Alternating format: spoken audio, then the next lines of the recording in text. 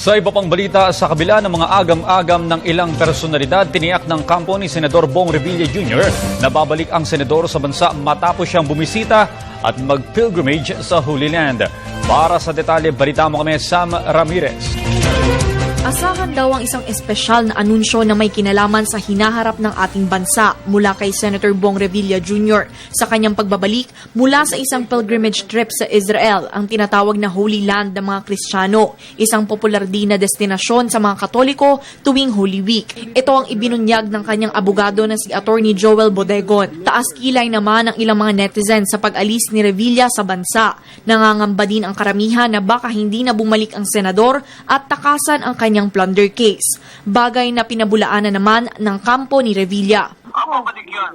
Kasi pilgrimage lang yun. Pumunta siya sa Jerusalem kasama yung kanyang pamilya.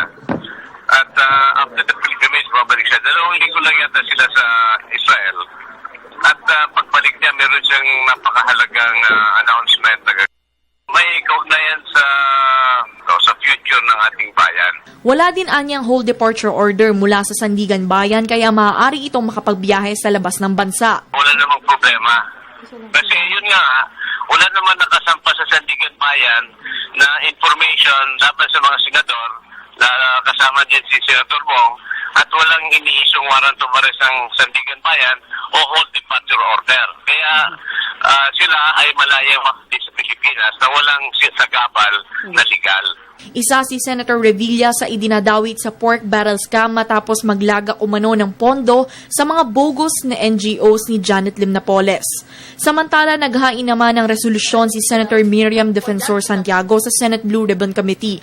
Pinasisilip ng senadora sa komite ang mga pananagutan ng mga implementing agencies na siyang nakatanggap ng pork barrel ng ilang mga mambabatas at nagpasok sa mga pekeng NGOs. Sakaling mapatunayang may sala, dapat aniyang makulong ang mga pinuno ng mga implementing agencies. Para sa Telebisyon ng Bayan, Sam Ramirez.